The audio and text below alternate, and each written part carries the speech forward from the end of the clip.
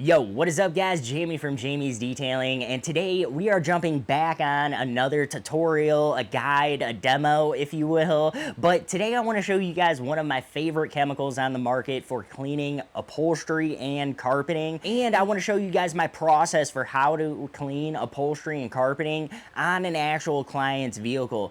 And you guys don't have to spend a ton of money to get into cleaning or shampooing vehicles. So I want to show you guys not only the tools that I typically use for professional detailing, but also where you guys can kind of save a little bit of money and spend a little bit of less money on some cheaper tools that will still get awesome results. So let's not waste any time today. Let's get straight into today's video.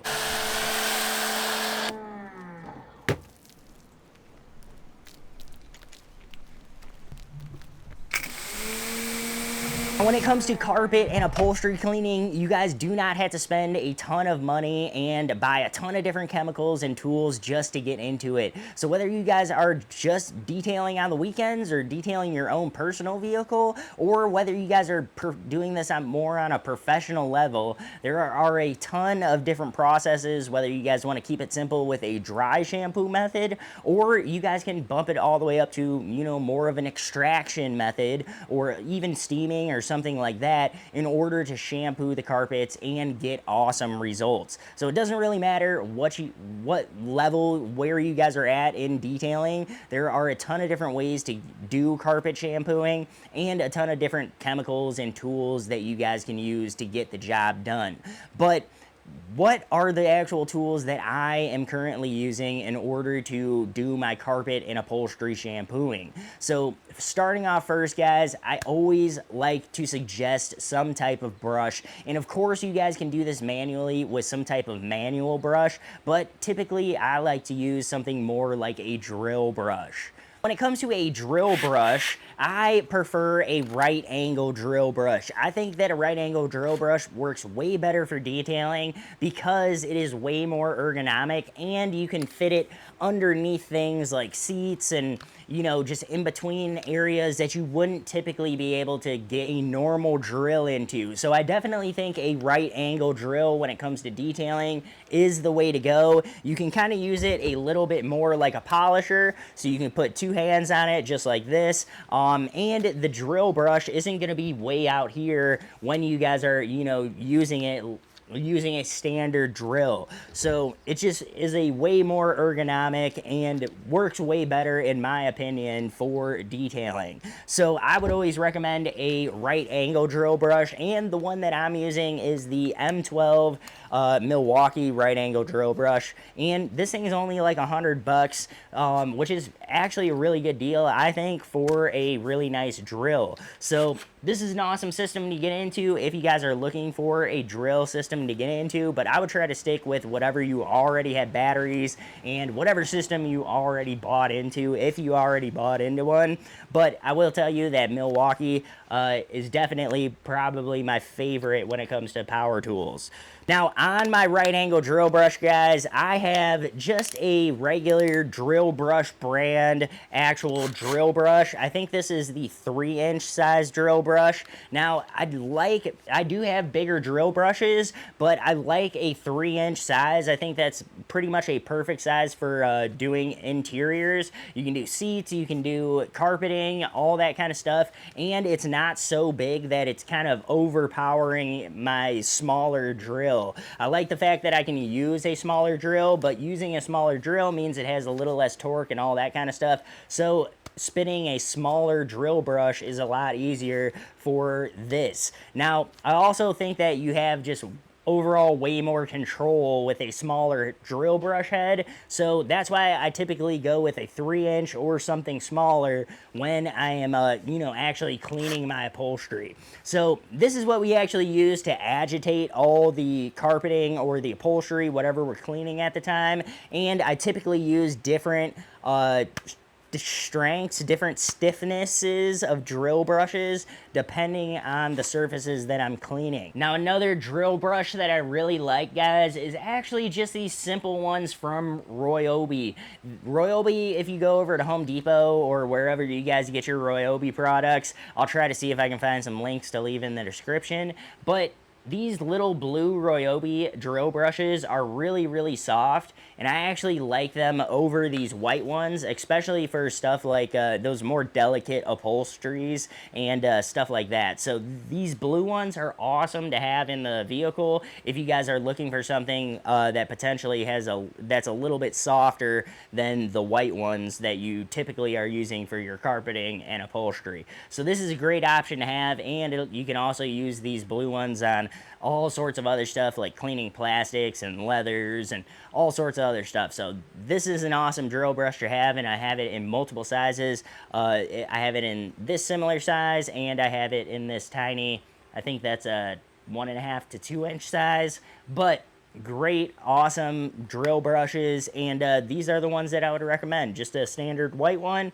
and one of these blue Ryobi ones. This is one of my absolute favorite carpet brushes, and you can also use it on leather, but this is a great interior brush from Work Stuff, and yeah, this one is the one that I actually keep in my pouch on me all day when I'm detailing. That way I can use it for whatever I need to use it for, but there's tons of other different styles of brushes, like this bigger one that I have right here. This also works awesome on carpeting and upholstery, and this is very soft as well. So these are also great options for cleaning your upholstery, especially if you guys don't want to have to invest in a whole drill brush and all that kind of stuff, or you guys don't have a drill. But again, guys, you guys don't have to get a fancy drill. You guys can use any drill that you guys have will hold a drill brush. So again, guys, any kind of brush will work. You can use a manual brush, or you guys can use something more like a drill brush, but I do use a drill brush just because it gets the job done a little quicker. Moving on from our drill brush, the next thing that you guys are going to need is a vacuum or an extractor.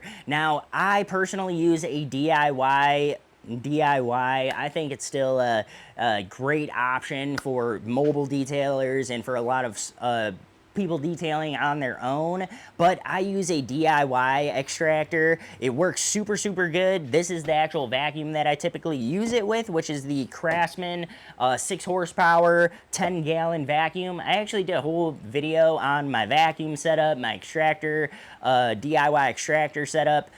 So I'll put all those in the links down below, where you guys can, you know, click the little icon, take you to all my videos, scroll through, find what you like. But anyways, guys, I'm going to leave that down in the description down below. But this is the vacuum that I use, and you guys don't need to buy an extractor or an extractor kit or anything like that. You guys could totally use a dry shampoo method and actually just use microfibers to extract or to suck up all the extra chemical. But I typically use a vacuum or a shop vac and have this set up with my DIY extractor setup, which works awesome, guys. I think this is really the only extractor you guys need, depending on how the volume of cars that you guys are doing.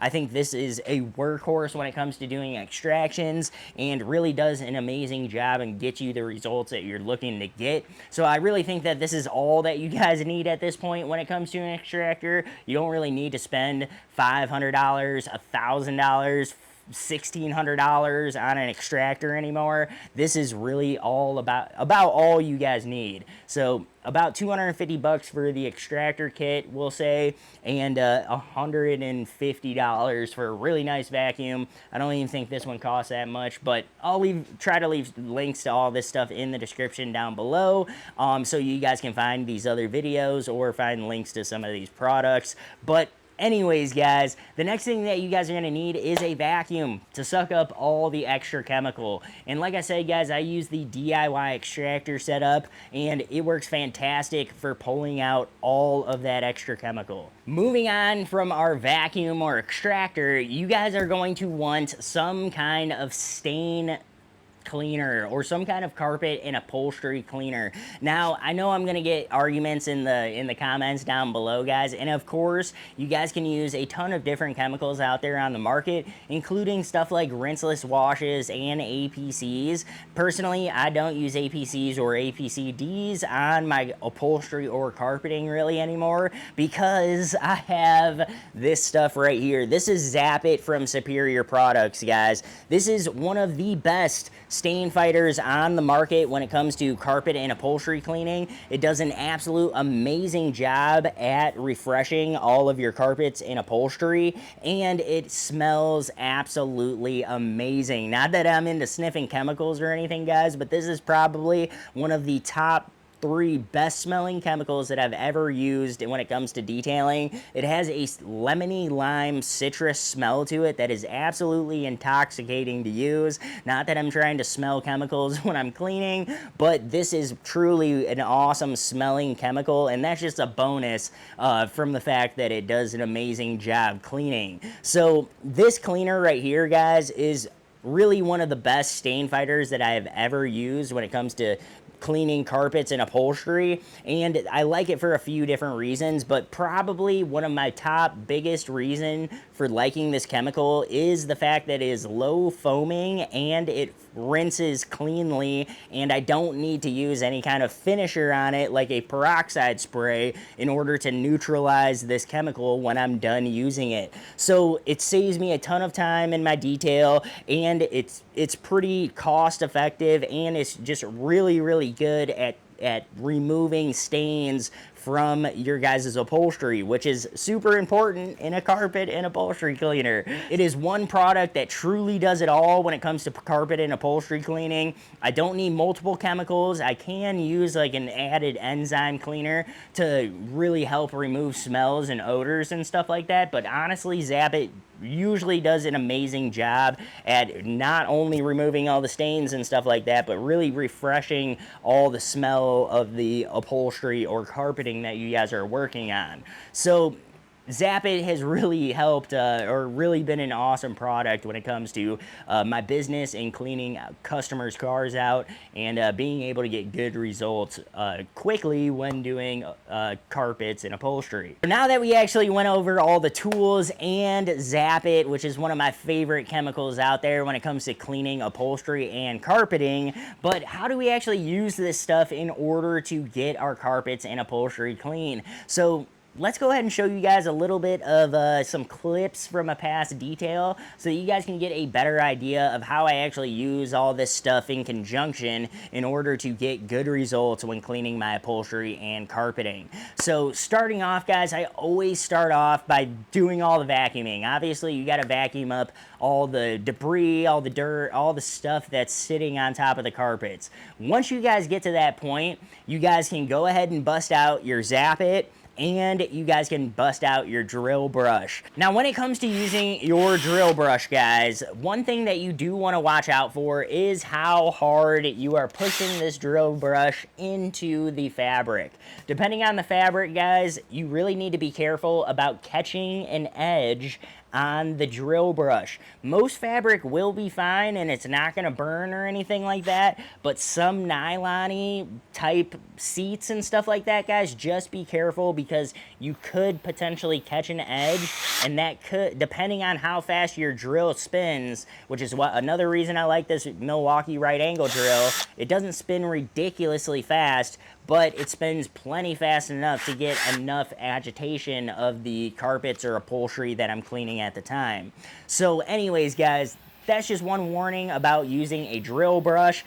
Don't hesitate to use a regular manual brush, especially if this is just a car that you guys are doing, you're just looking to do this once in a while. You don't have to invest in all this stuff in order to get it clean, you guys. You guys can totally just put in a little extra elbow grease and you guys will have that thing just as clean as if you used a drill brush. So don't feel like you guys got to buy all this stuff to just get your car clean. Up next, guys, it is time to bust out your guys' extractor. Now, when it comes to the extractor, you guys don't have to spend all the money on the extractor. You guys could totally just use your vacuum to suck out the extra chemical, but I have an extractor, so that's what we're gonna be using for today's demo.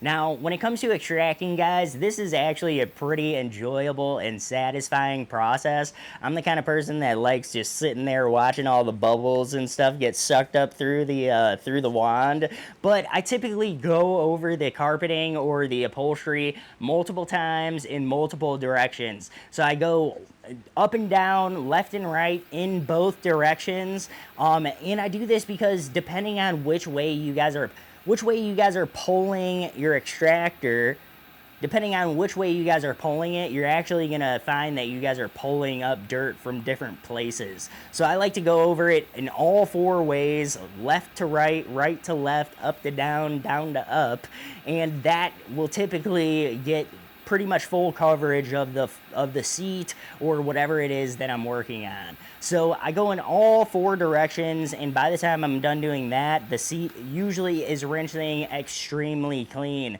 But occasionally, you guys are gonna have upholstery that is very, very dirty, and you guys are gonna have to make multiple passes over it before your wand starts rinsing clean. As soon as your wand is rinsing clean, then you guys know that you guys are done. If your wand is not rinsing clean, then the seat is still dirty. If you guys are using an extractor, it's super easy to tell when all the fluid is going clear. But again, guys, you don't have to use an extractor, and you can really just use your eyes and tell when the upholstery is getting clean just by looking at it. Once you guys get done doing the extraction process, you guys are pretty much done with the cleaning portion of it. At this point in time, I would go ahead and dry it up with a microfiber towel. Just blot it up as best as you can, and if you have a dryer, go ahead and place your dryer on top of it. If you're cleaning outside or something like that, go ahead and leave all the doors open and let that guy air out so that it can dry a little quicker. But you're just gonna repeat that exact same process for all the seats in the car, and once you get done with that, you're pretty much done with the extraction process. This is just one of many ways that you guys can use to clean your upholstery, and you guys can use the same exact process with a ton of different chemicals out there on the market. So let me know in the description down below, what are you guys currently using in order to clean your carpeting and upholstery? And what do you guys prefer better, the steamer or the extractor? But that is the great debate right there. But anyways, guys, that is all that I had for today's video. I hope that you guys got a little something out of it, and I will see you guys in the next one. Peace.